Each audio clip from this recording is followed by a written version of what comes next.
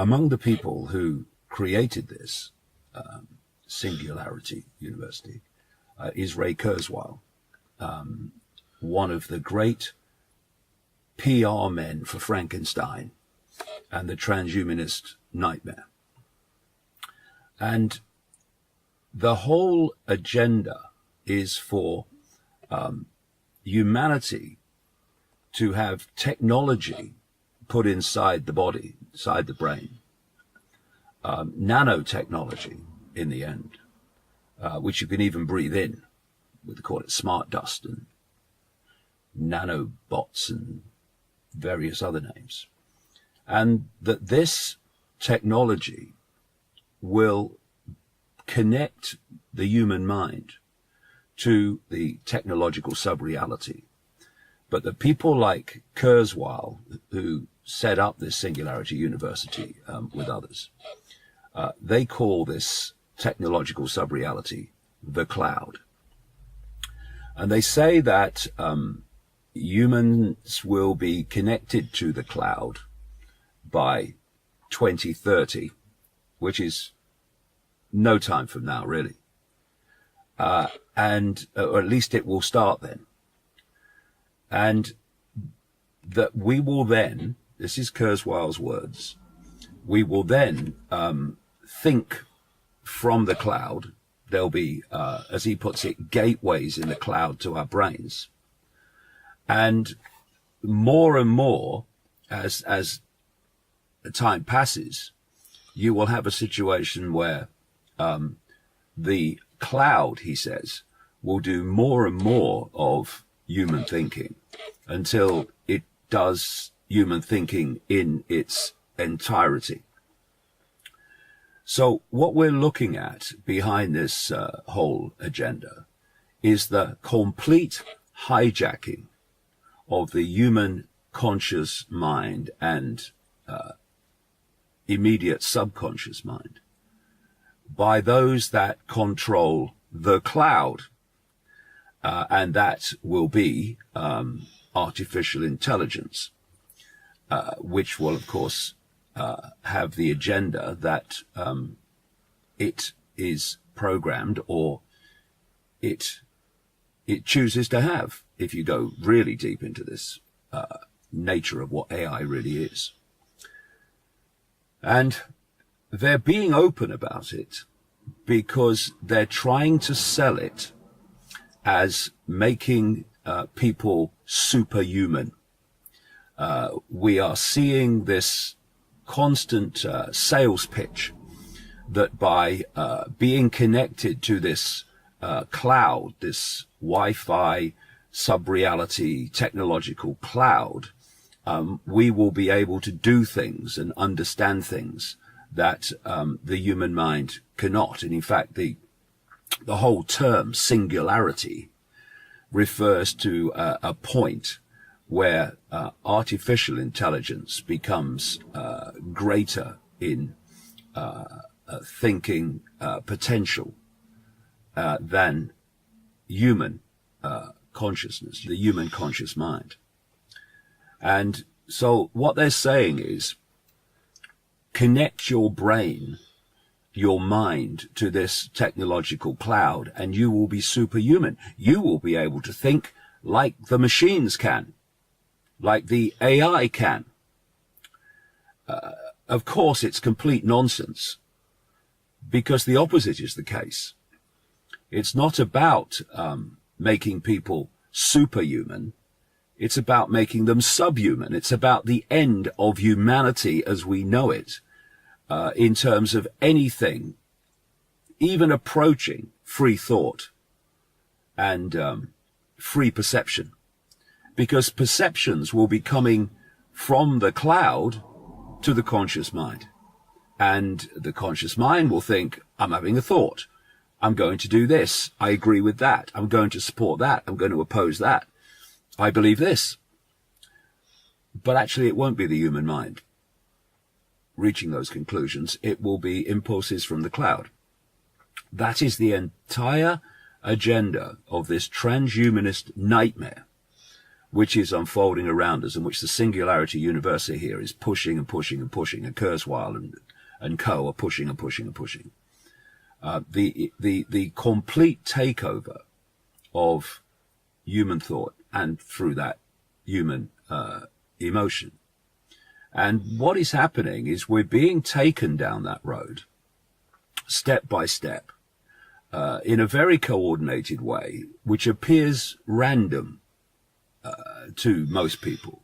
And it goes like this. First, you get people addicted to technology they can hold. Let's call it holdables, the smartphones, the tablets, etc. And of course, look around you in any group of people anywhere in the world. Look at so many young people when you see them in groups.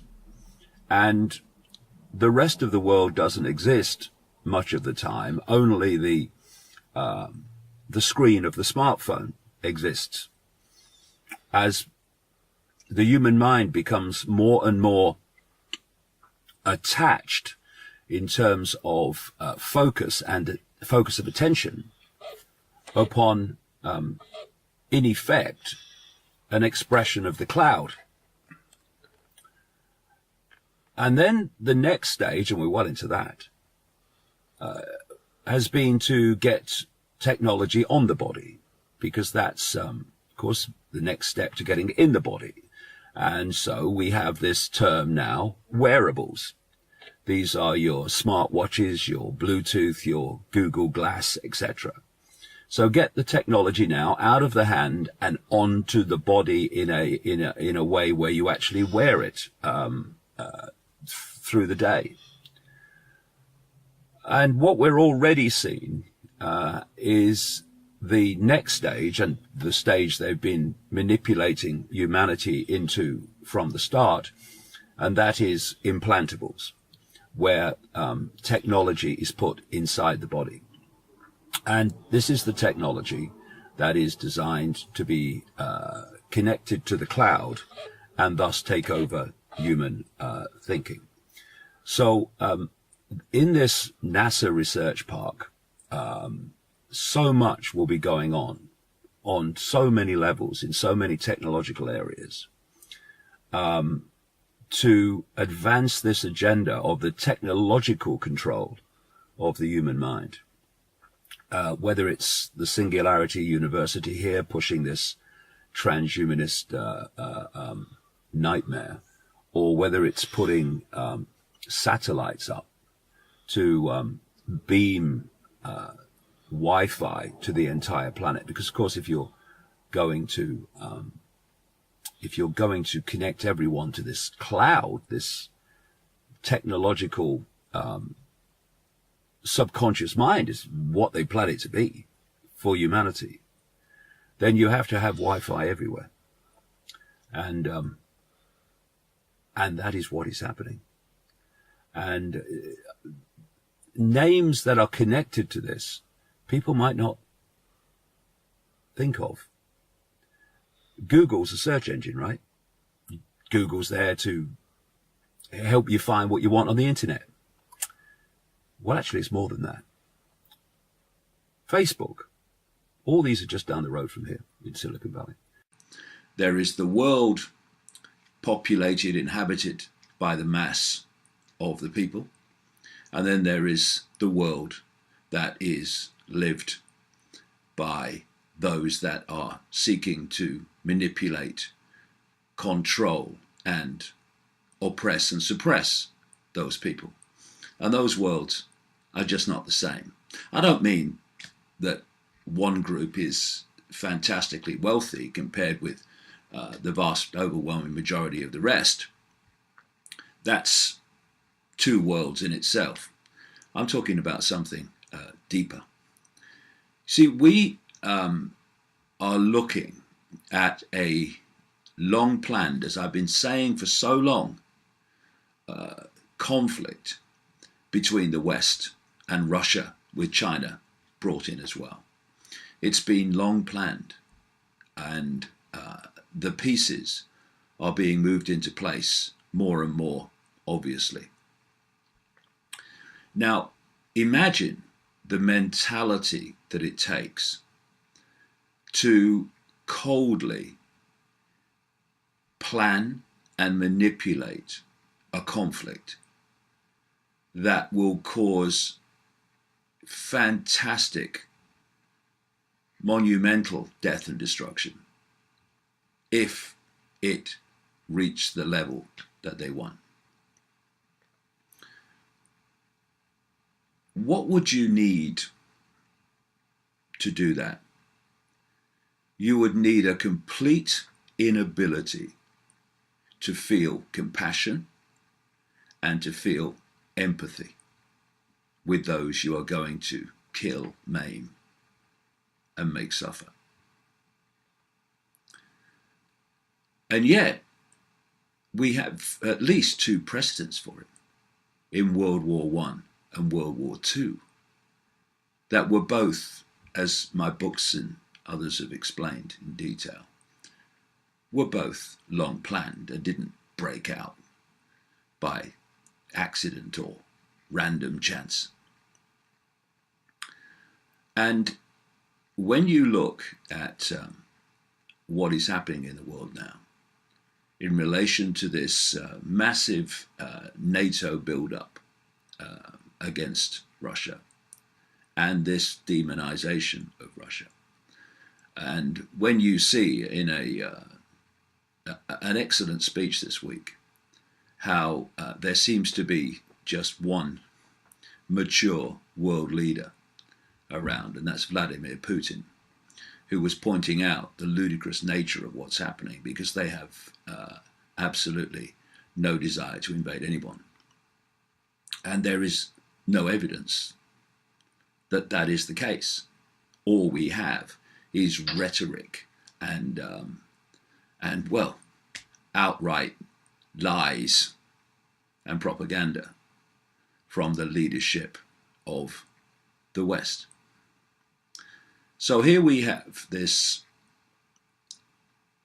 obvious attempt to trigger a war with all the human and environmental consequences. What kind of mentality could possibly envisage that, let alone plan it and want it and seek to make it happen? Well, that brings us to Halloween. This is, like Christmas, a great example of these two worlds that I'm talking about. To most people, not least in the United States, but wider afield now, Halloween is a bit of fun. It's when kids go around the doors, trick and treating, and they dress up as ghosts and monsters, and you have this apple bobbing and all this other stuff that goes on. And in the United States, it's become the second most profitable festival in the year, second only to Christmas in the amount of money that's generated. But Christmas and Halloween have a much deeper significance, and certainly so to this hidden hand, this other world of interbreeding bloodlines and their gophers that are manipulating world events and have been doing so for literally thousands of years. Christmas, for instance, is really Saturnalia. Saturnalia was a festival in ancient Rome during the Roman Empire, in the run-up to what we now call Christmas. They gave each other presents at this time. They decorated trees. They hung holly, a sacred plant tree to Saturn. And Saturn was the great god of Rome, hence Saturnalia. This was a festival to the god Saturn. And like so many other pagan festivals, Christianity, when it came along, which of course came out of Rome, they decided that they could get new recruits easier. Well, this is one reason for it. There are others. If they just took over the pagan festivals and called them a different name. So eventually, Saturnalia became our Christmas and the alleged birth date of Jesus Christ, who is just another symbolic figure in a story that's been told over and over again throughout the ages and endless different cultures, each time just put into another historical setting with another name for the hero. But to this other world of these bloodlines and the world of Satanists, which these bloodlines are in their inner circle, Christmas is still Saturnalia. It's still a time of human sacrifice. And so Christmas is a time when the Satanists and these bloodlines do their rituals, including human sacrifice. And then, not least the sacrifice of children, by the way. And then we come to Halloween. This is the ancient Celtic and Druid festival. Druids, of course, the priestly class of the Celts. And they had a festival on November the 1st called Samhain. And the night before was basically the Night of the Dead. And they engaged once again in human sacrifice on one heck of a scale. And then, of course, Christianity came along. And as with Christmas, it hijacked Samhain and called November the 1st All Saints' Day. And the night before became known as All Hallows. I've seen it in some places as All Hallows Eve, which morphed into what we today call Halloween. And Halloween, in the days of the Celts, was a great time of human sacrifice. And of course, humanity reached a point where this was no longer acceptable, that you could not openly do these human sacrifices as part of your culture. But it didn't stop. When it became unacceptable to do it in the open, it went underground and has continued ever since in the networks of Satanism and the elite bloodline families who are actually the force in the end behind Satanism. Satanism, where they worship their unseen, malevolent, demonic, quote, gods. And they sacrifice to these gods. And, you know, we have this theme where the ancients used to sacrifice young virgins to the gods. Young virgins is just code, symbolism for children.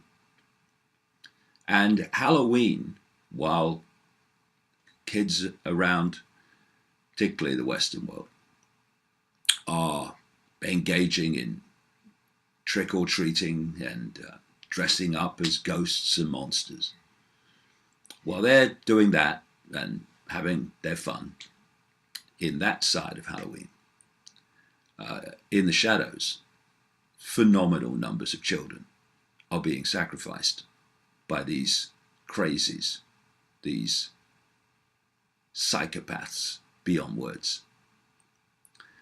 And people might say, well, hold on, where do all the children come from? Well, if you perceive the number of children that go missing in the world every year by the number of missing children stories you see on the news, then you are massively, beyond words, missing the plot. Extraordinary numbers of children go missing worldwide every year, never to be seen again, at least officially. Now, not all of those children end up with the Satanists, but a significant number do. And these are where the sacrifices come from. And so often, a lot of these children are brought up in these cults specifically for sacrifice. And therefore, they operate in their own bubble outside of mainstream society, often with the connivance of those in authority who connect into these satanic networks. And so a lot of children that are sacrificed have never actually been officially registered as existing. They have people in these satanic cults they call breeders, women called breeders, who are held in captivity and give birth to children who are then sacrificed, babies that are then sacrificed, sometimes even fetuses that are aborted and then used in sacrifice. I think I mentioned earlier that there are two worlds in our reality. The one that most people perceive to be how things are. But there's another one that is so horrifically different to that, that those in the world of the general population will overwhelmingly say, that's rubbish, that's nonsense, that can't be happening. Because this other world is so dramatically, fundamentally, beyond words different to the world of the scene in general society, that chasm of difference is too much for most people to breach in terms of their perceptions of possibility. And also connected to this whole area of child abuse is this whole paedophilia horror, which has come to light very much in England in recent years, but of course now the lid's been put on that. Oh my, we can't let them know this. Shut it up, shut it up. Because the same networks are involved in the systematic sexual and violent abuse of children. It's all connected to this same network, which is why you have so many people in positions of power, politically and otherwise, who are both paedophiles and Satanists. So we have this period now coming up on Monday of Halloween. And to the Celts and the Druids, this was a time when the veil between this world and other worlds, the world of the dead, if you like, thinned, and the dead could re-enter this world, and people from this world could enter the world of the dead. Now, there's another big error that's made in terms of perceptions of how things are. And that is that knowledge can only move forward. That wherever we are at any point in what we call human evolution, it must be at the cutting edge of human knowledge. Not necessarily so. Okay, let's look at ancient Egypt. Now let's look at Egypt today. The very comparison between the two reveals that societies can go back in terms of where they are, as well as forward. And what is the key to that?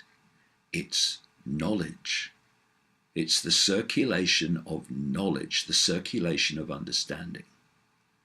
Now, if you can systematically withdraw, suppress, which is what they've done massively through religion, not least Christianity, if you can withdraw and suppress knowledge so it goes out of general circulation, then that society is less knowledgeable, less evolved, if you like, in terms of awareness of reality than it was before. And there was knowledge circulating about the nature of reality in these ancient societies, like the Celts and so many others all over the world, that has been withdrawn from human society. It's just starting to come back now. And funnily enough, it's coming back into the form of things like quantum physics in our way of expressing it. But they knew, without using words like frequency and such like, these ancient societies, certainly the key people within them that held this knowledge, they knew that this reality was only one of endless realities that shared the same space as this one. Like radio and television stations in the analog system share the same space without interfering with each other unless they're really close on the dial. And therefore they knew that interpenetrating this world were other realms, what we would now call bands of frequency, that had very different realities. And they perceived them as the world of the dead, which is kind of true in the sense that when our consciousness leaves the body, it goes to other frequencies of reality. The body holds our attention in this frequency band we call visible light in the electromagnetic spectrum. But when our consciousness leaves the body, then it doesn't have that focus and it expands into other realities. So although there is no death, apart from the body ceases to function, you can understand why these ancient societies, like the Celts, perceived these other realms as the realms of the dead. And when planets and other heavenly bodies are moving around, they are impacting upon the energetic field, the energetic sea that we're constantly interacting with, the electromagnetic field. And therefore they affect it. And it's therefore understandable again, from a modern perspective, how certain times, i.e. states of the energetic field, would see it thin out in terms of its frequency difference between this reality and other realities than it would be normally in other parts of the year. And these Satanists and elite satanic bloodlines understand this too. They just don't want us to understand it. And therefore, they can interact with their, quote, gods in other realms of the unseen more powerfully, more easily, at certain points than they can at others. And this is where these major satanic festivals come from. And Christianity has picked up almost all of it.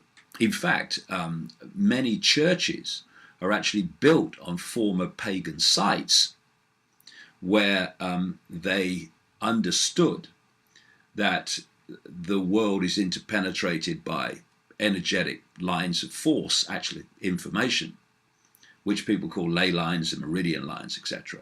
And where many of these lines cross, fantastic energetic vortexes are created, which also thin out the frequency difference between this world and other worlds. And if you put something on that spot and you do your rituals on that spot, then you can interact with these other worlds more easily. And the early Christians were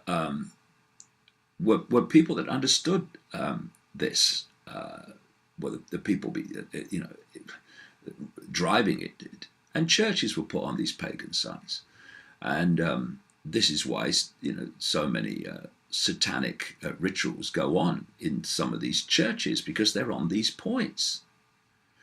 So this is what Halloween is really all about in the shadows, to those that understand what it really is and how reality really works. Now let's come back, therefore, to the build-up militarily against Russia, with the plan to instigate a third world war of mass death and destruction. And let's come back to the mentality necessary to contemplate that, let alone plan it. What kind of mentality do you need to sacrifice little kids on satanic altars, and to do it on a mass scale? How totally and utterly deleted of empathy you would have to be to do that. How totally deleted of empathy and compassion you'd have to be to violently and sexually abuse a child. That is the mentality that's running our world. That is the mentality that has no problem with mass bombing Libya to save the civilians from violence, with instigating what happened in Libya, with instigating what happened in Syria, and invading Iraq on a lie, with instigating what has unfolded in Afghanistan. These are the people with a mentality absolutely perfectly described by the sacrifices of Halloween and Christmas and Beltane and all these other festivals of sacrifice. This is the mentality that has absolutely no problem whatsoever with mass death and destruction. In fact, it gets off on it.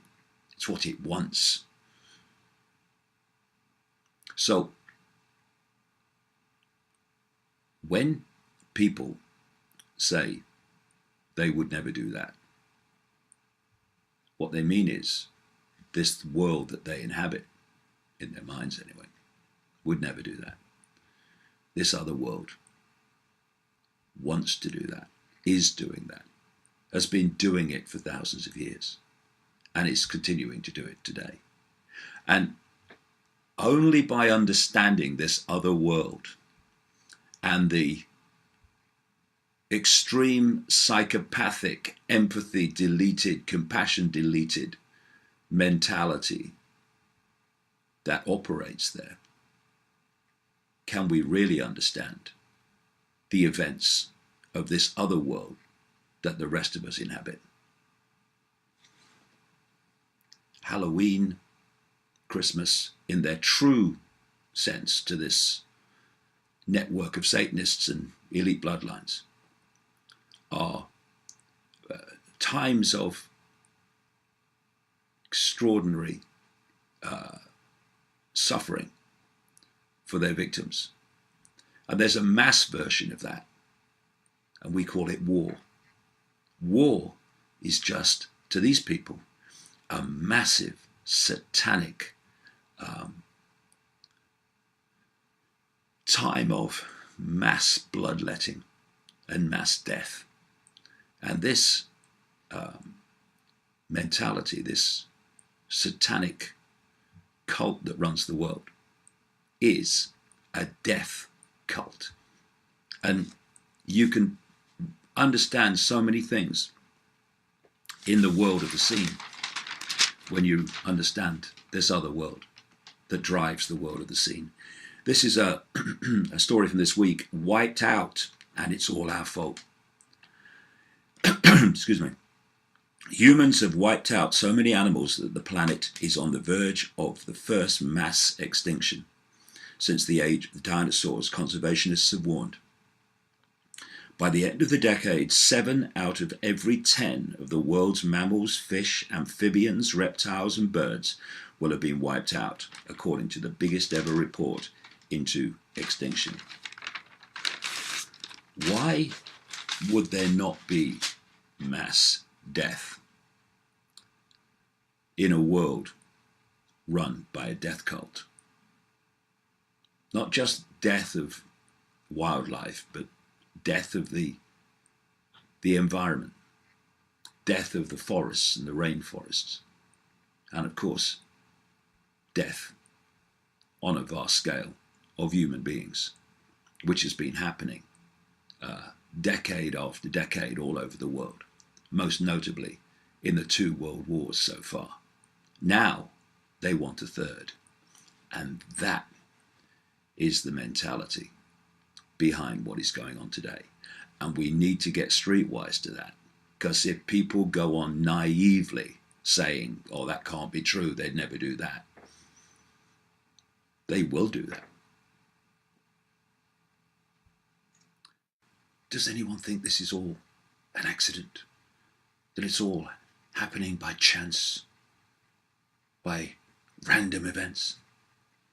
When you do the research, the same characters keep coming up across all of those things and more that are dividing and ruling the global population, and thus allowing the few not just to control, but to continually direct the lives in terms of where the world is going of billions of people. So today I'm going to talk about Trump, progressives, Zionist billionaires, fake news, and the state of the alternative media. And all those things are part of a coherent whole when you see how the dots connect. Now, Donald Trump, he was elected not because of what he is and not because of what he'll do, but because of a public perception, at least among a great number of Americans, a public perception of what he is and what he will do. And, well, reality is dawning already. He's gone back on prosecuting Hillary Clinton for extraordinary levels of criminal activity and corruption, and much more. He's going back on climate change being a hoax. He's condemned the so-called alt-right media that essentially got him elected. And he's going back on his Muslim ban. And he is apparently going to produce an economic package. Sits back in amazement, can't believe it, struggling with the shock. That will benefit the very rich and make them very much richer. He really has only one area left already. I mean, he's not even in office yet, where he can produce what he said he would do. And that is not to appoint heads of defense and Secretary of State from a pool of people apparently being considered that are warmongering, let's go to war with Russia, let's continue business as usual in terms of overseas imposition of American will through military means. We can only hope that he will be, even him, though it must take something, that even him will be too embarrassed to appoint those sort of people to the Defense Department and the State Department after what he has said about improving relations with Russia and not wanting to have the regime change of President Assad in Syria as a non-negotiable must be, which is fundamental to bringing an end to that US, UK, NATO members manipulated catastrophe, which is masquerading as a people's revolution in Syria. And interesting that Trump has already spoken out against the so-called alt-right. And you know, will people never learn? What politicians do, and con men and liars, sorry I repeat myself, is they tell their electorate that which they have to get to vote for them. That part of society that will vote for them, never mind the ones that won't. They have to tell that potential support what it wants to hear. And if Trump was going to get elected, he had to get this increasingly vast number of people, massively increasing number of people, who get their information overwhelmingly through what's become known as the alternative media.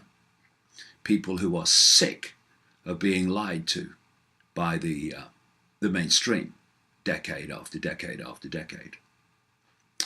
And so what Trump did is told them what they wanted to hear. So it was a climate change hoax, it was going for the economic system and sorting out the Federal Reserve and all these things that people in the alternative media want to hear. But now, of course, reality is dawning because he's going back on one after the other. And if he goes back, we hope he won't. We hope he will be too embarrassed to do it. But if he goes back on his pledges for foreign policy and puts war hawks in the key positions, then there is, before he comes to power, there is nothing left, basically, of what he said he would do. And it's a head shaker for me that significant swathes of the so-called alternative media in the United States should be supporting Trump in the belief that he was going to do what they wanted him to do. And of course, all we're seeing is a repeat of what happened with Obama and the other side of this ludicrous political so-called spectrum. He came in, he was going to be the great new political messiah of change and transformation. He wasn't going to be like George Bush before him. He wasn't going to be a warmonger. He was going to be about fairness and justice and all these things.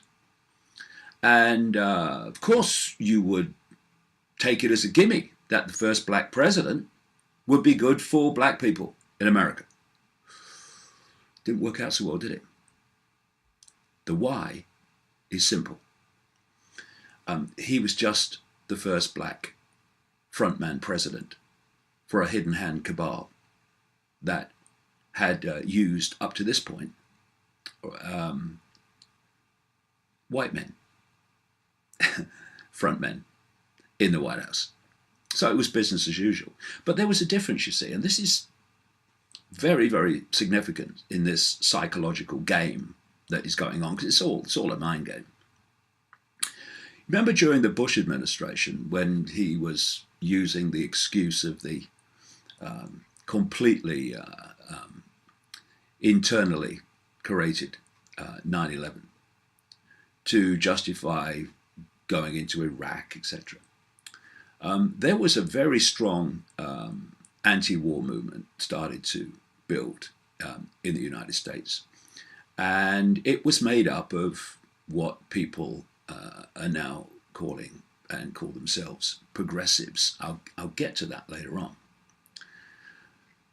Then Obama comes in, the darling, the messiah of the progressives, and continues business as usual with what's happened in Libya, for instance, what's happened in Syria, and the extraordinary levels of death and destruction that his policies, in league not least with Hillary Clinton as Secretary of State, have visited upon the so deeply tragic Middle East. Where's been the anti-war movement in the Obama years? Where is it? Nowhere. Why? Because when you put your faith in this Messiah president, this Mr. Progressive president, then, well, a number of things happen. First of all, you can't, or you don't want to admit to yourself you've been had, and thus what you would condemn Bush for, rightly before, you keep your mouth shut in terms of Obama, even though he's doing the same things.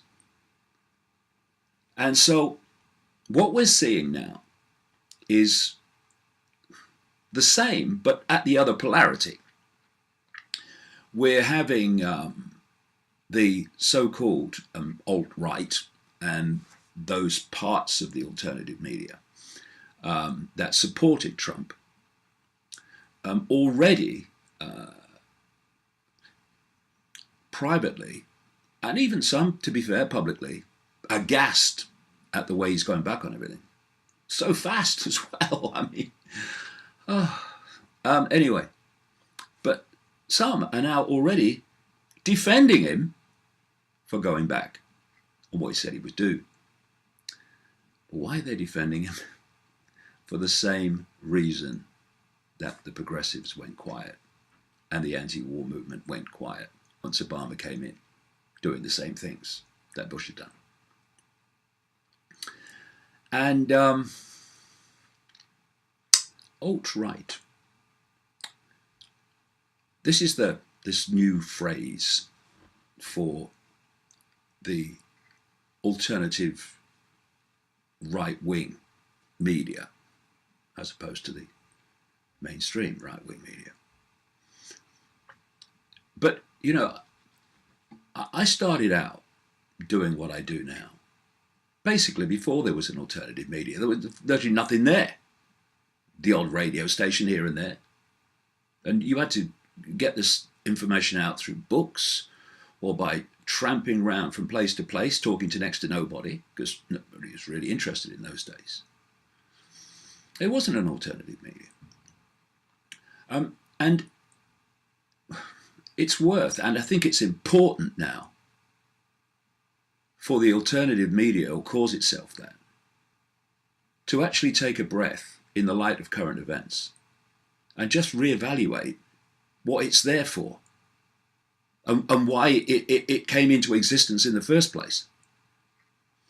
Because if you identify with a political position, whether it's right or left, whether it's Republican or Democrat, whether it's Labour or Conservative, or any other these political polarities anywhere in the world, then from where I'm sitting, you are not part of the alternative media. You are just mainstream light, if that in some cases now. The alternative media came into existence originally to point out that the whole right, center, left political paradigm is a gigantic hoax. It's a hoax because in the shadows, all these different apparently alternative political persuasions are actually masks on the same face of a force in the shadows. And that's why, whether it's a left government or a right government, essentially the same things happen and the world goes in the same direction. It was to point out that the system is rigged and you will never change anything through the political system because the political system is actually there and structured to stop anything changing for the better of the people, to stop anything changing that stops this incessant direction of the world to global fascism from continuing. So there is no such thing as an alt-right, an alternative media that calls itself right. Just as there's no such thing as a alternative media that calls itself left or center or progressive or any of it. Because these are all tags and names and labels for basically the same thing in terms of ultimately what's controlling them.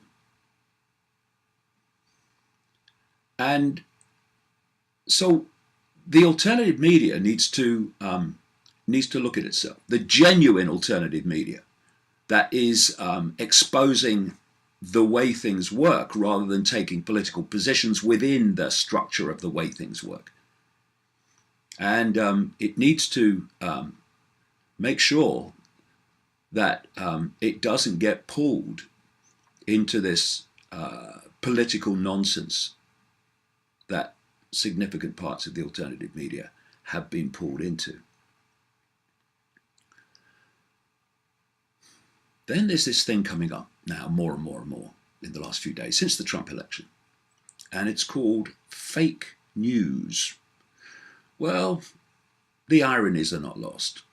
This is the idea that Trump got elected because of fake news from alternative sources on the internet, social media, and all this stuff. The irony, there are many, but one of the major ones is that the mainstream media is pushing this about fake news, as are the politicians, of course. If you want the home of fake news, decade after decade after decade, then just go to the alternative media. The mainstream media. Although the alternative is involved in fake news as well, as I'll come to in parts of it. If you look at even the leaked emails in terms of Clinton and the way the media was working with her to her benefit and to manipulate the perceptions of the population, for that same media now to come out and start saying we must, in effect, start censoring the internet because of fake news, it's extraordinary. But of course, the genuine alternative media has and continues to make a fantastic contribution to the circulation of information and exposure of the system and that which serves the system in all its forms, which is making an impact upon the political system and on people's awareness of the world as it really is. And so, of course, they want to label things in a way that targets the alternative media. So it's all fake news. No, it's not. Actually, it's the best journalism on planet Earth comes from the alternative media. However, as I said, with a little, what do they call them, Freudian slips, when I said alternative instead of mainstream, that actually was very relevant, because it's no good either, the alternative media sticking its nose in the air and looking down on the mainstream, and then having very significant swathes of it operating and acting in the same way the mainstream does. Let's not fall into this black and white trap that the mainstream media is fake news, but the alternative media, all of it, no, it's the truth. No, it's not. There's a load of old bollocks comes out through what calls itself the alternative media. We have websites, many websites that call themselves alternative media platforms, that blatantly put out fake news that they've made up. You have a situation where they put out a headline designed to make you click on it so that you'll add to their advertising revenue. And when you go to the text, having now added to their advertising, the text in absolutely no way justifies the headline. It's called clickbait. That's alternative. There's one website, actually, again, ironically, run by a former webmaster of davidicke.com some time ago, that not only operates with the clickbait technique, but actually uses a named writer that doesn't actually exist. And they call themselves alternative. Now, if you want to discredit the genuine alternative media that's making and has made such a fantastic contribution to the population's awareness of what's happening and it's not being told about, then all you do is you pick out the fake news people. You pick out the clickbaiters. You pick out people who are using fake writers. And you say that's the alternative media. It's not. But that's the way propaganda works. So it's important that the genuine alternative media doesn't sit around and just let this go unchallenged, but constantly highlights to people where these clickbait sites are, where these fake news sites are. And the alternative media cleans up its own house. And please, those that have supported Trump in the alternative media and taken a political position, please sit down, take a deep breath and have another look at it. It's about the system, exposing the rigged system, which means it doesn't really matter who comes in terms of front people, because the system's in control, whoever's there. That's what we were created to expose.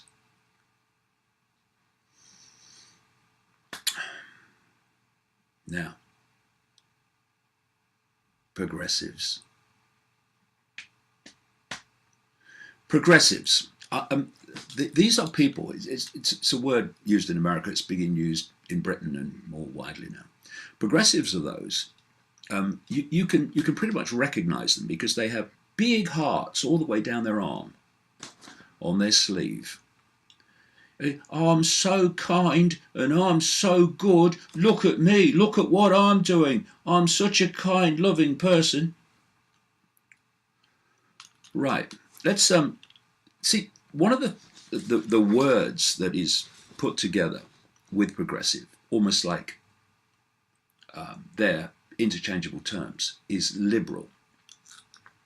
In fact, in America, it's conservative or it's liberal. It's Republican or Democrat. So this word liberal is thrown around all the time. In fact, it's thrown around very liberally. So, three definitions. Liberal, favouring reform, open to new ideas and tolerant of the ideas and behaviour of others, not bound by traditional thinking, broad-minded. Well, I mean, that's pretty much the direction I'm coming from. if you want to use the dictionary definition, now progressive, which is supposed to be liberal, but isn't. Much of it anyway. Progressive, favouring or advocating progress, but who decides what's progress? Change, improvement, who decides what's improvement? And reform, as opposed to wishing to maintain things as they are, especially in political matters. Well, there's nothing in that definition that you could call liberal. It's just wanting change, etc. Now, this is interesting. This is the definition of fascism.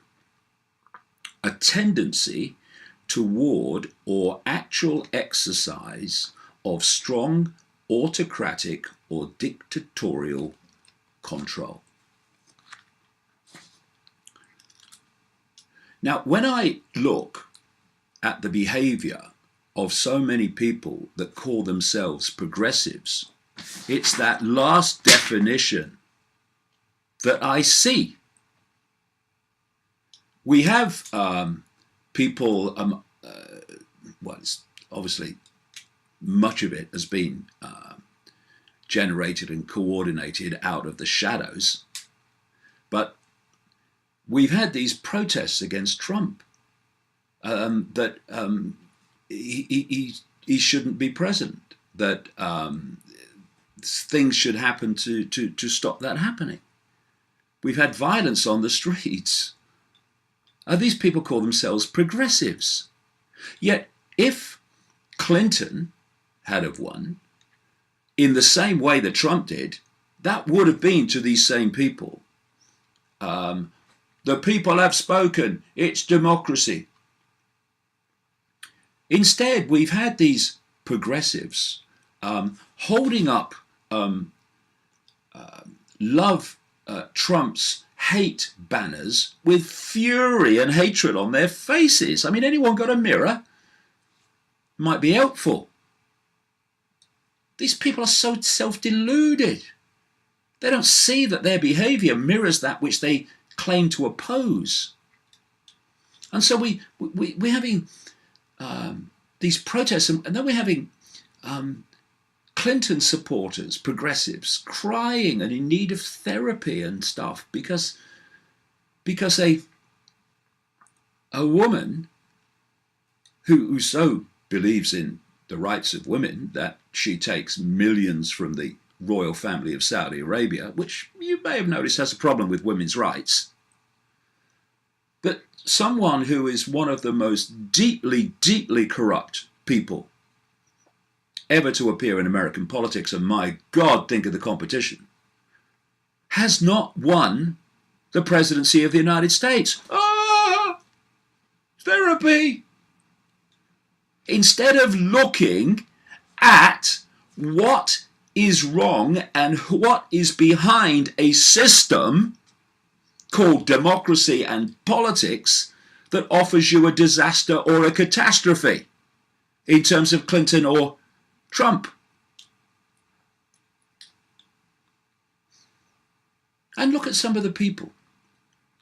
One of the major people that fund these progressive organizations. George Soros, Zionist oligarch billionaire.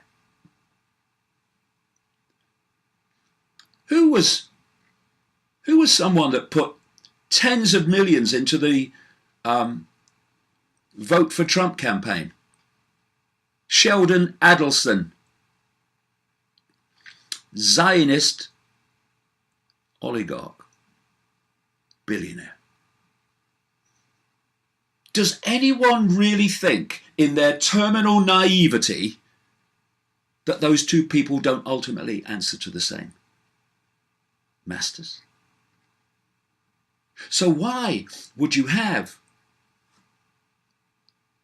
massive funding of progressive movements and massive funding supporting someone the progressives demonize, Trump, for president? We come back to where we started. Divide and rule. George Soros and his Open Society Foundations and all the networks that go out from them was majorly involved in triggering the Arab Spring, which was presented by the fake news media as a spontaneous people's revolution in the Arab world. It was just a front to allow Western, not least American and British, funded, armed, trained rebels, mercenaries, to start a proxy war by America and the UK and other NATO countries against targets in the Middle East like Gaddafi and Assad. But they said, oh no, it's a people's revolution. It's just a front for a proxy war. Because if you keep invading countries over and over again, openly, like in Iraq, then people are going to go, what's going on? So you sell it as a people's revolution. And quite a few months ago now, there was something in Washington, D.C. called Democracy Spring, where progressives went to Washington to protest about billionaires and their influence in politics, as if their poster boy, Barack Obama, wasn't funded massively to record-breaking degrees at the time by the same people. And another irony, a number of the organizations that took part in Democracy Spring are funded by George Soros, a Zionist oligarch, billionaire, who does springs rather well, it seems.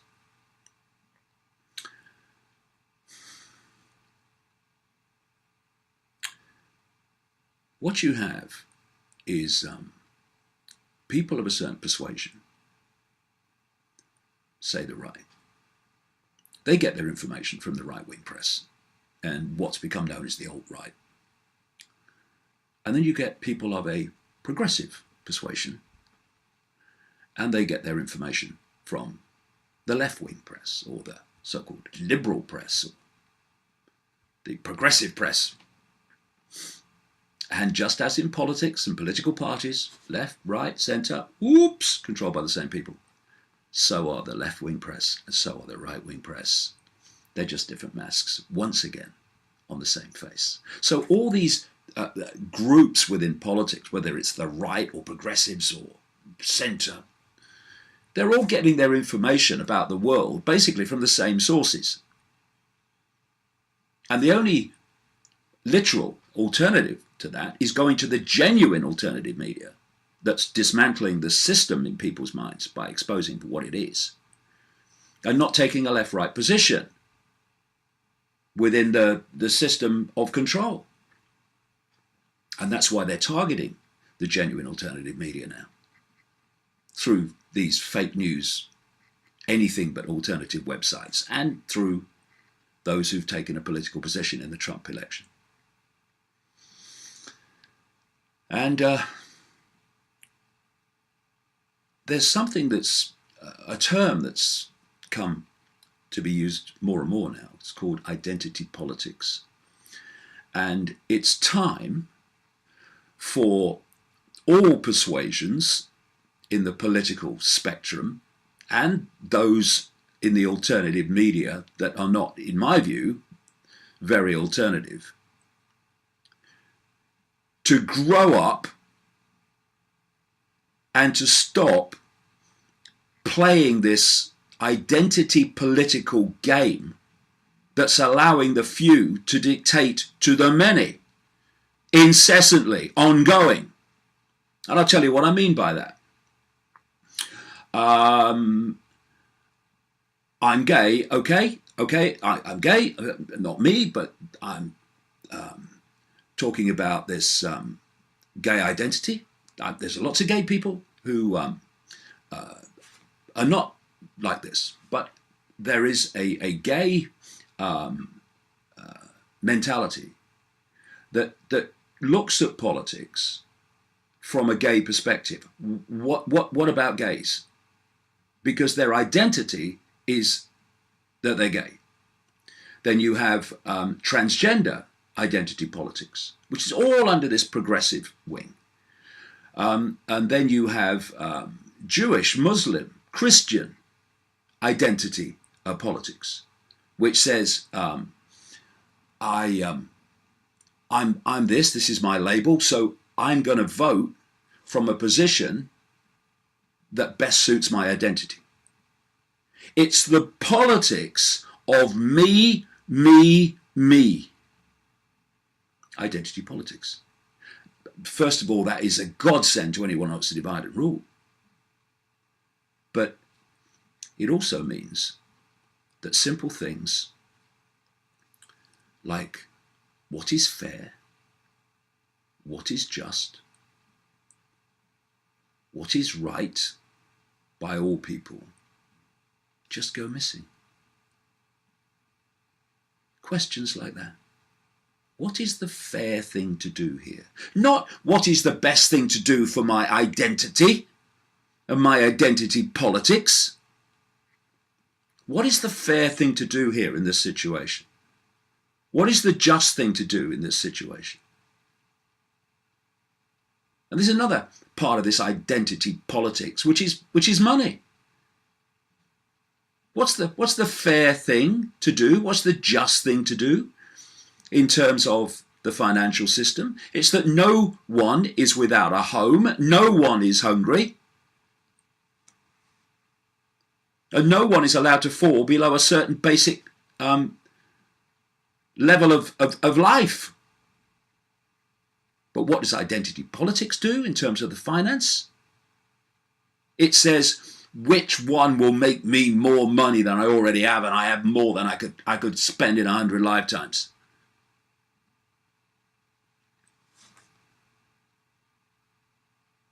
All this identity stuff, all this me, what's in it for me, what will they do for me, has made us lose perspective of those simple things, those simple foundations of making judgments and introducing changes.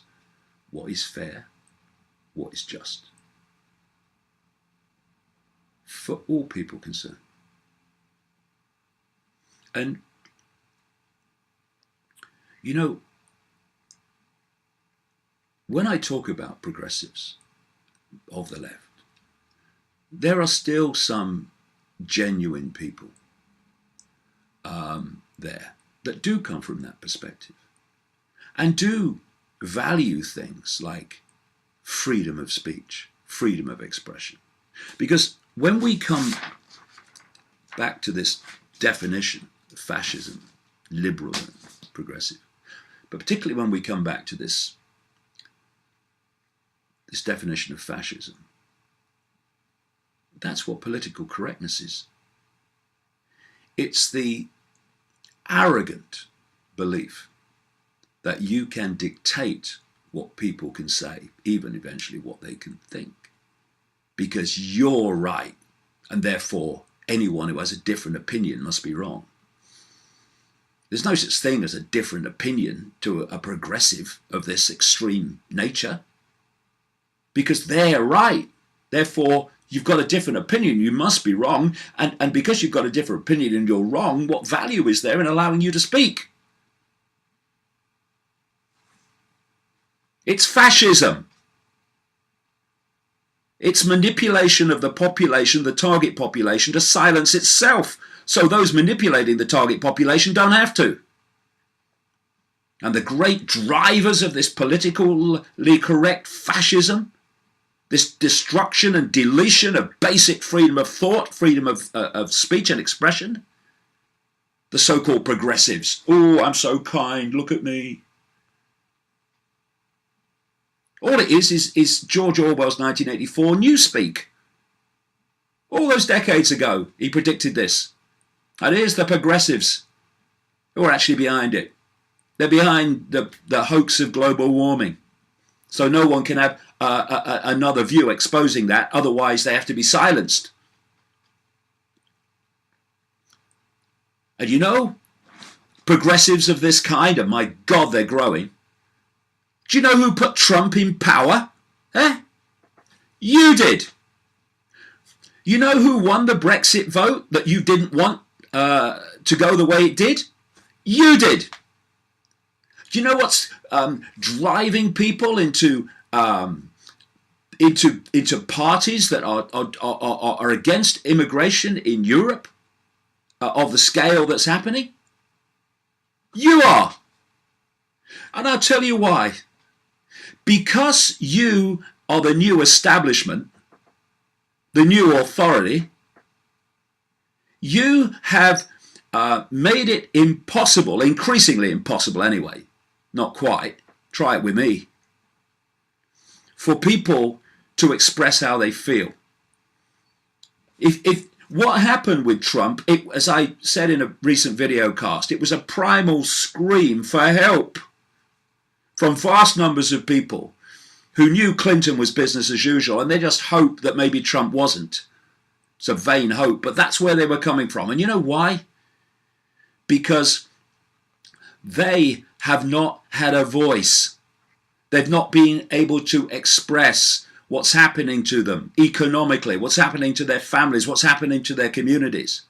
Because you, progressives, won't even let them articulate themselves. Why? Because you don't debate anymore, because you've got nothing to debate with. You are vacuous in your evidence that you put forward to support what you're imposing on everyone else. Instead of debate, what we have are abuse and slogans. You vote for Trump, you are by definition a racist, you're homophobic, you're anti-transgender. What, everybody? If you vote to come out of the fascist, communist, bureaucratic dictatorship called the European Union, you are racist, homophobic, anti-transgender. This is what's gone on, and if you're concerned about vast numbers of people coming from the Middle East and North Africa and changing the nature of your community, you cannot speak out about that. Why? Because you are racist. Oh, and I bet if you're racist, you're also homophobic and anti-transgender. This is the fascist dictatorship of the so-called progressives that has led to where we are now. And you, ironically, are out on the streets protesting about it through organizations funded by George Soros, protesting about what you have created.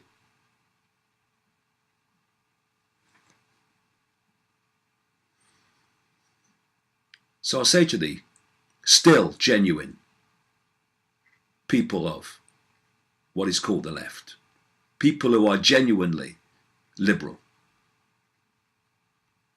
you have to, if we're going to change this, take the meaning of what you stand for back from these fascist progressives and dictators who daily serve the very system they say they oppose. I'll say this to the genuine alternative media, and there are many in that, where the best journalism on the planet goes on currently. We need to take back what the alternative media really means and what it was created for. Not to take political positions within the system that we're exposing. And certainly not to put out clickbait headlines that add to the advertising revenue and produce stories written by named writers who don't exist. We can't look the other way for that stuff anymore. And perhaps, as the truth dawns about Donald Trump, increasingly fast to his supporters, and even now, I'm sure, former supporters, some of them, we need to go to the next stage of this awakening. You know, Brexit, voting for the perception of what people thought Trump was, is evidence that more and more people are sick and tired of being dictated to by this system of control. Well, I've smiled to myself a few times in the last few weeks as these email leaks come out and confirm much of what people like me and others have been saying all these years about the fact that there's a hidden hand behind world events that is orchestrating things in the shadows that appear very differently in the public arena. And what's come out so far is only one level of it. It goes much, much deeper. But even then, we're seeing how what appears to be one thing in terms of what politicians say and do is actually quite another behind the scenes. And it's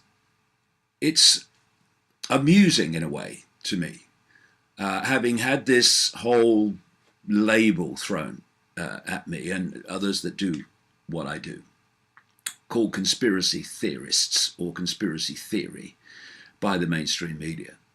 A tag, by the way, that came into widespread use because the CIA urged American corporate news outlets in the 1960s to use those terms to discredit those who were, quite rightly, questioning the official narrative, the official story of the Kennedy assassination and that of Martin Luther King, Malcolm X, and Bobby Kennedy. And all these decades later, all over the world, I see it all over the world, journalists today, or mainstream journalists, are using the same terms to discredit anybody and label anybody who's doing the job that they should be doing, but don't. And so, as these leaks come out, not least about Hillary Clinton, we can see how politics and the system works, even on that level just below the surface. Like I say, it goes phenomenally deeper than that. So we are seeing how the news and the reporting of candidates, like favoured candidates like Hillary Clinton, is orchestrated by what should be an independent, questioning everything, questioning both candidates' media. But of course, it's owned by corporate interests, and the corporate interests want to choose the candidate that suits their interests ongoing more favourably.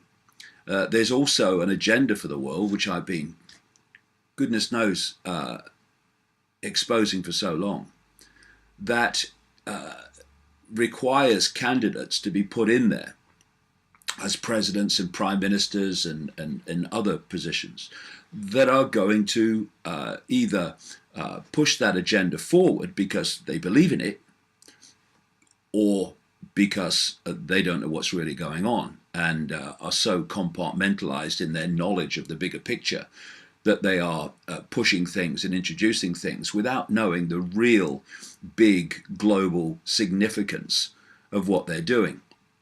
Either way, this hidden hand operating through corporate interests wants their people in power, and thus will fund them and use their media to support them and help them get into office as much as possible. And that's what we're seeing in the United States now. It's not a question of should it be Clinton or should it be Trump. It shouldn't be either of them. What we should be focusing on is the corrupt, extraordinarily ridiculous nature of a political system in a country of well in excess of 320 million people that throws up these two horrific candidates for people to choose between. That's not choice. People say, oh, you've got to vote for the lesser of two evils. Well, the lesser of two evils is still evil. What kind of political system is that? And so we've seen from these email leaks how the corporate media is working with the Clinton campaign to put her in the best light. And that must be a difficult job to start with. We're seeing in emails that and in private speeches to banks and corporate interests by Hillary Clinton that have been made public now, but it's the last thing she wanted, that she's told them that she has a public and private position on everything. In other words, she lies. She tells the public one thing, but privately believes another and intends to do another if she gets into office. We're hearing this mantra from her, as usual. We must bring Wall Street under control, while privately she's telling Wall Street the opposite.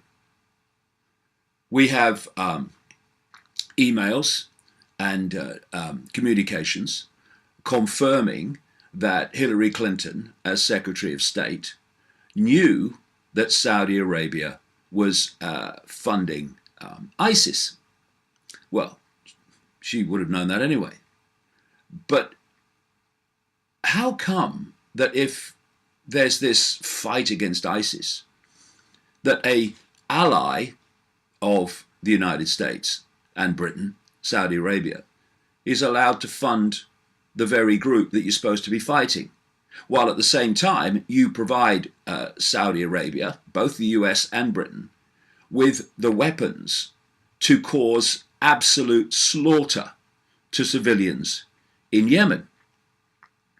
And what was Hillary Clinton's response to this knowledge that Saudi Arabia were funding ISIS? It was to take millions of dollars from the Saudi royal family for her deeply, deeply, deeply corrupt Clinton foundation. So we see all of these things. We see the fact that the FBI and the Justice Department were colluding to protect Clinton from prosecution over what she did with classified emails while Secretary of State. But all this is covered up. And yet, we still see this blind support for Clinton, as we see the blind support for Trump on the other side.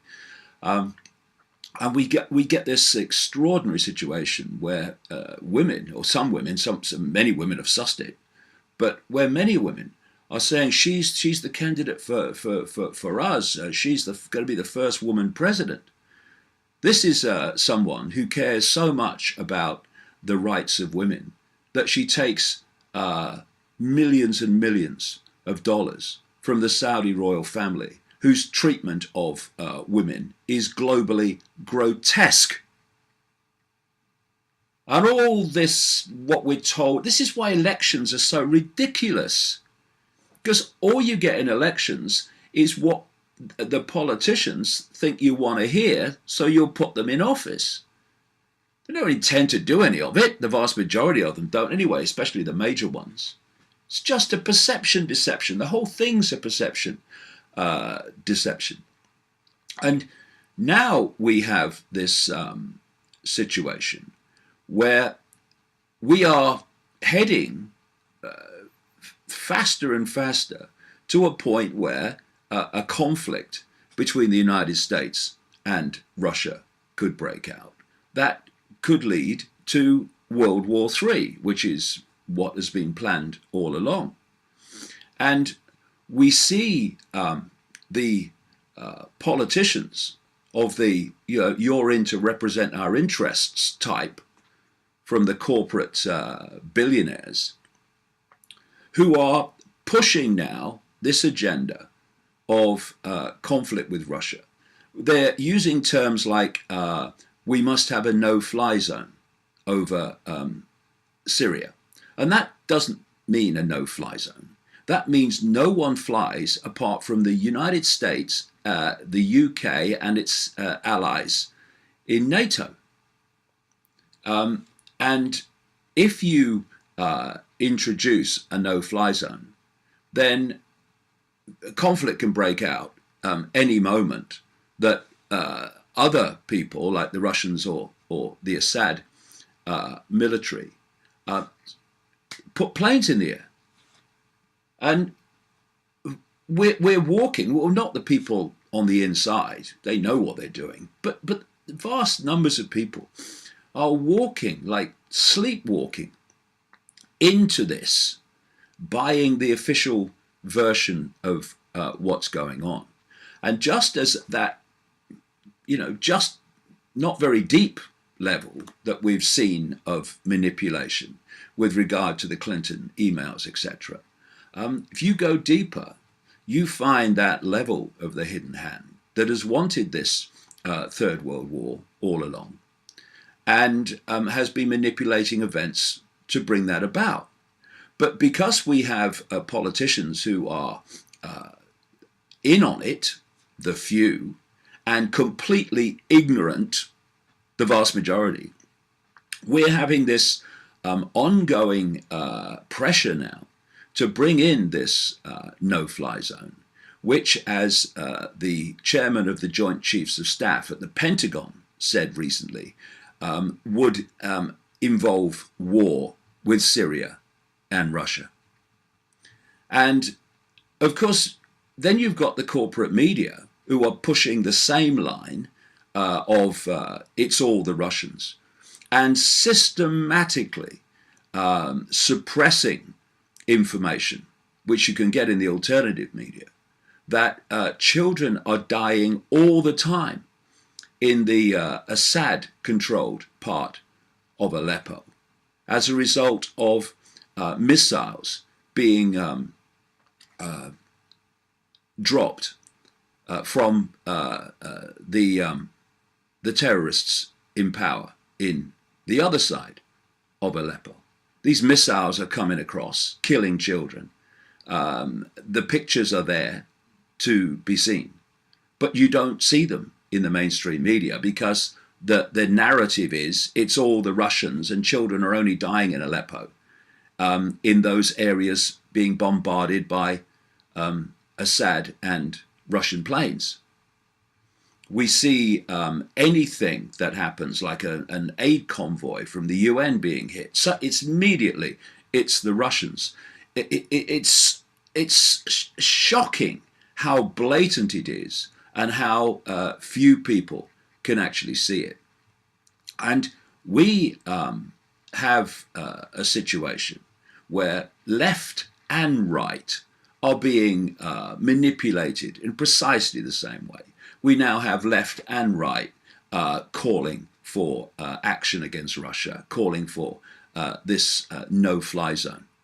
We're having all these progressive organizations like Avaz and the Syrian campaign, the White Helmets, and all these other Western fronts pushing the official narrative as well. We must do something about the Russians. We must have a no-fly zone. And this organization, Avaz, was pressing, one of the organizations pressing for a no-fly zone over Libya.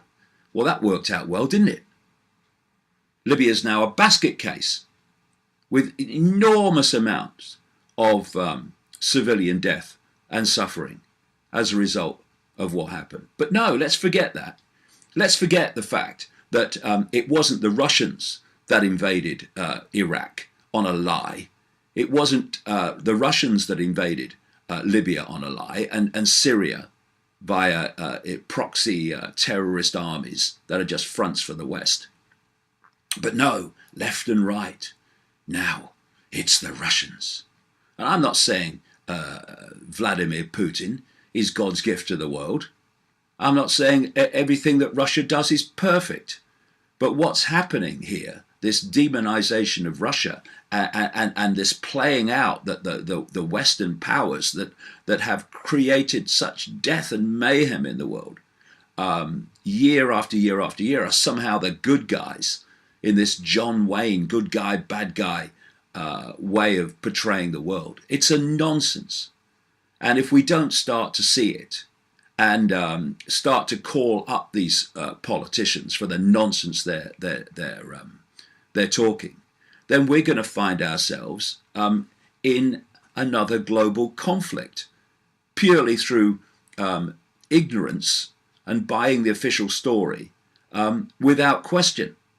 Some of the most uninformed people you come across are people that call themselves progressives, because they get their official story via the progressive newspapers, and the others get their official story by the other kind of newspapers with a different political line. But it's the same basic narrative. And so we have a situation where humanity has given its power away to such an extent that we have allowed psychopaths, liars, and complete idiots to take over the systems of government and military and finance and produce the world that we are living in, that we see on the television news every day. What are we doing? You know, it's no good people saying, it's the politicians, it's the this, it's the that. Okay, so what are you doing? Oh, no, it's a good program on the telly tonight. Exactly. And when you give your power away because you can't be bothered, oh, I don't think about politics. Well, don't complain then. And when you have people who will only get their information from the mainstream and not look elsewhere to see if the official stories stand up, don't complain when you're scammed. And you know, I saw a guy this week. His name's General Mark Milley. He's the chief of staff of the US Army. And if anyone wants confirmation of how humanity has given its power away to complete idiots, then they should watch this clip. This is the head of the US Army talking like a playground bully, like a 10-year-old. And if a 10-year-old said it, you say to him, hey, at your age, don't be so silly. But this is the mentality that we have given power to and given power to them that could trigger World War III. What are we doing? Have a look at this. I want to be clear to those who try to oppose the United States. I want to be clear to those who wish to do us harm. I want to be clear to those around the world who want to destroy our way of life and that of our allies and friends. The United States military, despite all our challenges, despite our op-tempo, despite everything we've been doing, will stop you and we will beat you harder than you've ever been beaten before. Make no mistake about that. That man, with that attitude and that John Wayne, we're the good guys, we're the big guys, we'll beat you. That barely one-dimensional, childlike view of the world, it is an example of the kind of idiots that are running the military worldwide and running politics worldwide. Because this hidden hand is looking for two types of people to represent its interests and push on its agenda. One, those that are aware of what they're doing and now are in full support of it. They are the few, as I said earlier. And then the others who are basically not very bright, here today, gone tomorrow people, never knowing the bigger picture, and operating in a tiny postage stamp of perception of everything. Well, you know, Milley, I rest my case. And this week in Britain, we had a former Conservative Party minister called Andrew Mitchell calling the Russian, or relating and likening the Russian happenings in Syria as like the Nazis. and like the fascists of Italy. And again, calling for a no-fly zone, which, as the chairman of the Joint Chiefs of Staff in the United States has said, will mean war with Syria and with Russia. And Andrew Mitchell is someone who's been elected. People have actually elected this man to Parliament to represent their interests. And he wants action against Russia that will clearly lead to an all-out conflict if that takes place. And while he's calling Russia and relating them to Nazis and Italian fascists, all is forgotten about the grotesque, unspeakable mass killing and maiming of millions of civilians by this Mr. and Mrs. Evil of global geopolitics, Britain, America, and other NATO countries. And like I say, it's not just the right, it's the so-called progressives, the so-called left, that are also supporting this ludicrous, blatantly made up and contrived narrative in terms of we must stop the Russians. We must stop the Russians. Well, how come it was only when Russia came in that ISIS and these terrorist groups were pushed back across Syria? It wasn't being done before, even though the Americans were bombing, the British were bombing, others were bombing, and nothing was happening. The terrorists and ISIS were moving closer and closer to Damascus. Why? Because they weren't trying to stop them. This ISIS al-Nusra terrorist group under different names, actually controlled by the same force, is being used as a proxy army to remove Assad. And the Russians come in and do something about it. And suddenly they are guilty of war crimes. Well, if they're guilty of war crimes, then what the heck are the West guilty of? In Iraq, in Libya, in Syria, and elsewhere. And then we've got this lady. She's an opposition Labour Party MP called Anne Clwyd. And she says in a parliamentary debate this week, where is the rage? Where are the demonstrations that we've seen on so many previous occasions? I challenge people listening to this debate, 2 million, 3 million, 4 million people outside the Russian embassy day after day. What about the US embassy? How about the UK Foreign Office, which together contrived to bring about, as I've shown in detail elsewhere, contrived to bring about this fake uprising in Syria as simply a front to justify the removal of Assad? Why not protest outside those centres of mass murder and Clwyd? And why not mention them? And Anne Clwyd was a staunch advocate of the invasion of Iraq in 2003. A Rupert Murdoch newspaper praised her for swinging public opinion behind support for the war, and Tony Blair made her special envoy on human rights in Iraq. If it wasn't so tragic, it'd be hilarious. And she was such a vehement supporter of the invasion of Iraq that despite the absolute catastrophe, the human catastrophe, the catastrophe in terms of what's gone on as a result of that invasion in Iraq, she still says today that if she had the chance to vote again, she would vote for the invasion. It's extraordinary. Ladies and gentlemen, these are the people, left and right, who we have given our power to run this world. And that's why we have the world. We do.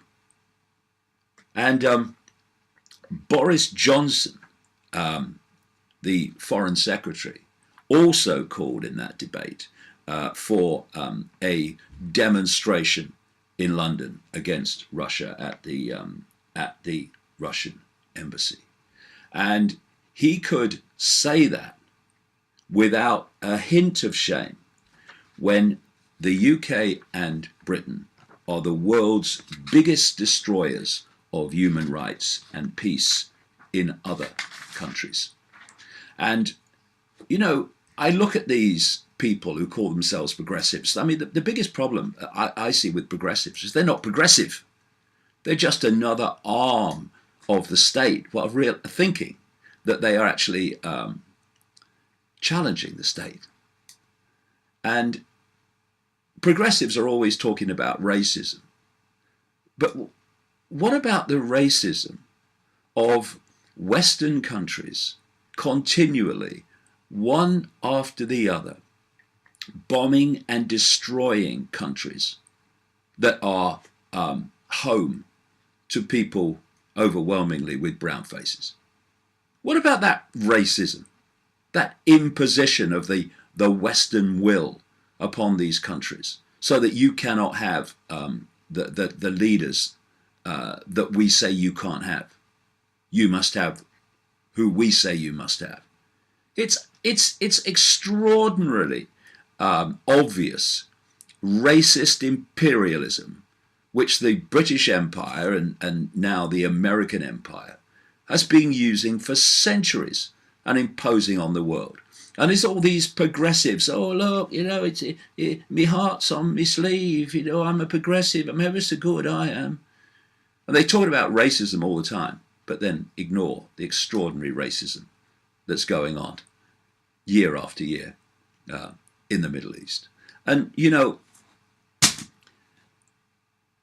we have a situation where it's got so laughable that the US State Department's spokesman, a guy called John Kirby, can be asked about the mass killing of civilians and children in Yemen by a Saudi Arabia armed by the United States and Britain. And he can say that's not the same as what's happening in Syria with Russia. The narrative that everyone is pushing and left and right are just following like sheep is that we demonize Russia because we want to go to war with them and we want to justify going to war with them. But we also want Saudi Arabia to be bombing Yemen. So therefore, it's not the same, because one narrative suits us and the other narrative of it's not the same suits us. In fact, they're both grotesque.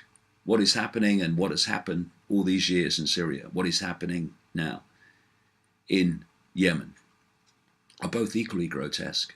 And that's what people with balance, people who really cared about justice and freedom and peace, would be saying. But they're not. The people in power are not saying that. They're not seeing that both those things are the same. Because one suits them and one doesn't. Why? Because there is a hidden hand with a hidden agenda pushing what suits it all the time. And that's why there's so many, apparently so many contradictions in what these people say about different situations.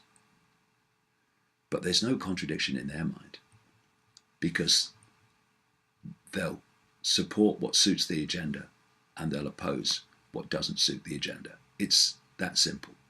And if people can't see it now, well, there's no hope for them, really, because it's never been so blatant what's going on. And the fact that these countries in the Middle East, like